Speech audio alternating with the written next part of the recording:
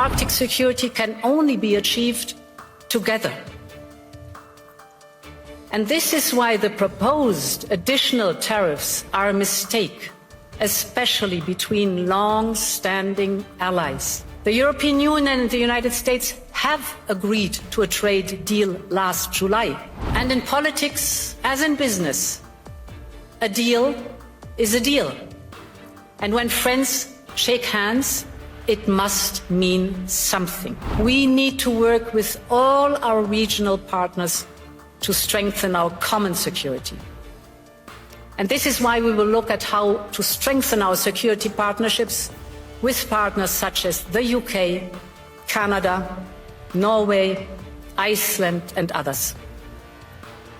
Finally, I believe Europe needs to adjust to a new security architecture and realities that we are now facing. And this is why Europe is preparing its own security strategy, which we plan to publish later this year. And as part of this, we are upgrading our Arctic strategy too. And at the heart of this will be the fundamental principle: it is for sovereign people to decide their own future. 1971 was the year of the so-called Nixon shock, and the decision to delink the US dollar from gold.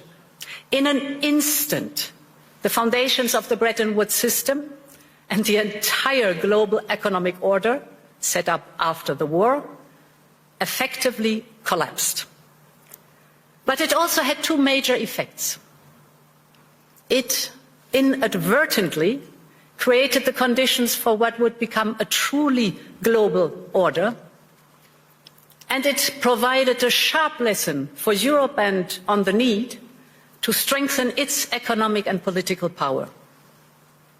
It was a warning to reduce our dependencies, in this case on a foreign currency.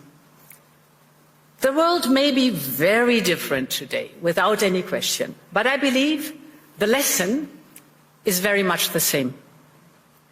That geopolitical shocks can and must serve as an opportunity for Europe. And in my view, the seismic change we are going through today is an opportunity, in fact, a necessity, to build a new form of European independence. And this need is neither new nor a reaction to recent events. It has been a structural imperative for far longer. So when I used this term, European independence, around a year ago, I was surprised at the skeptical reactions. But less than 1 year on, there's now a real consensus around this. The sheer speed and almost unthinkable scale of the change have driven this, but the underlying imperative is still the same. The good news is we acted immediately, whether on energy or raw materials, defense or digital, we're moving fast. But the truth is also that we will only be able to capitalize on this opportunity if we recognize that this change is permanent. Of course, nostalgia is part of our human story, but nostalgia will not bring back the old order. And playing for time and hoping for things to revert soon will not fix the structural dependencies we have. So my point is, if this change is permanent, then Europe must change permanently too. It is time to seize this opportunity and build a new independent Europe. And ladies and gentlemen, this new Europe is already emerging.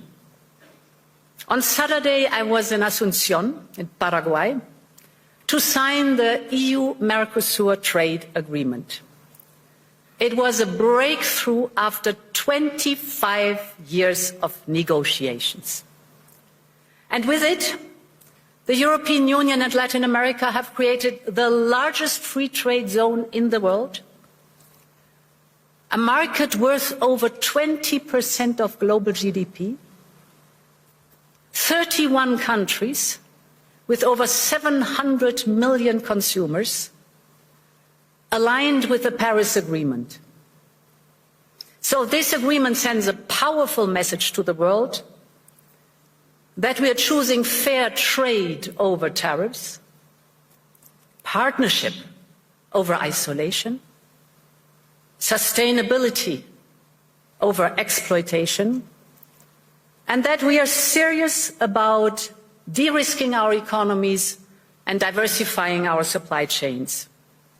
And that will not stop in Latin America. Last year, we reached new agreements with Mexico, Indonesia, and Switzerland, our host country. We're working on a new free trade agreement with Australia. We are also advancing with the Philippines, Thailand, Malaysia, the United Arab Emirates, and more. And right after Davos, the next weekend, I will travel to India. There's still work to do, but we are on the cusp of a historic trade agreement. Indeed, some call it the mother of all deals. One that would create a market of 2 billion people, accounting for almost a quarter of global GDP. And crucially, that would provide a first-mover advantage for Europe, with one of the world's fastest growing and most dynamic continents. Europe wants to do business with the growth centres of today and the economic powerhouses of this century, from Latin America to the Indo-Pacific and far beyond. Europe will always choose the world, and the world is ready to choose Europe. So I would like to conclude with Greenland. An issue which cuts to the heart of all three of these imperatives. When it comes to the security of the Arctic region, Europe is fully committed. And we share the objectives of the United States in this regard. For instance, our EU member, Finland, one of the newest NATO members, is selling its first icebreakers to the United States. And this shows that we have the capability right here in the ice, so to speak. It shows that our northern NATO members have Arctic-ready forces right now.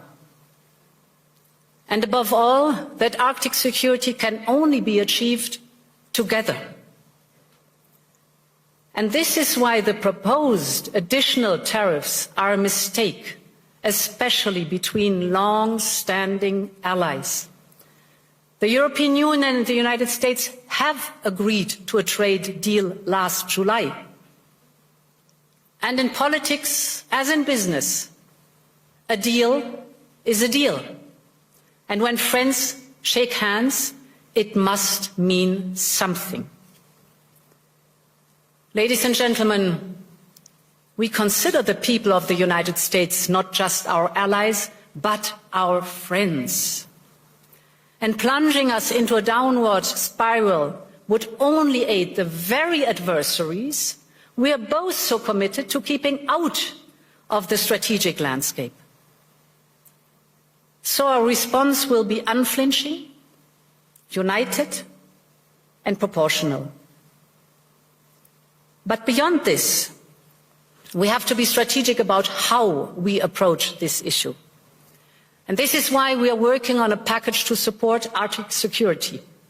First principle, full solidarity with Greenland and the Kingdom of Denmark. The sovereignty and integrity of their territory is non-negotiable.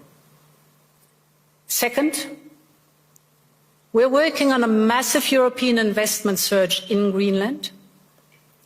We will work with Greenland and Denmark hand in hand to see how we can further support the local economy and infrastructure. Third, we will work with the United States and all partners on wider Arctic security. This is clearly in our shared interest, and we will step up our investment. In particular, I believe we should use our defence spending surge on a European icebreaker capability and other equipment vital to the Arctic security. And fourth, in the same spirit, we need to work with all our regional partners to strengthen our common security. And this is why we will look at how to strengthen our security partnerships with partners such as the UK, Canada, Norway, Iceland and others. Finally, I believe Europe needs to adjust to a new security architecture and realities that we are now facing. And this is why Europe is preparing its own security strategy, which we plan to publish later this year. And as part of this, we are upgrading our Arctic strategy too. And at the heart of this will be the fundamental principle: it is for sovereign people to decide their own future. Ladies and gentlemen, when I started preparing for this year's address, security in the High North was not the main theme. But in many ways, it feeds into the wider point I started with today. That Europe must speed up its push for independence, from security to economy, from defence to democracy, having the dialogue with our friends and partners, also if necessary with adversaries. The point is that the world has changed permanently and we need to change with it. And therefore, thank you and long live Europe.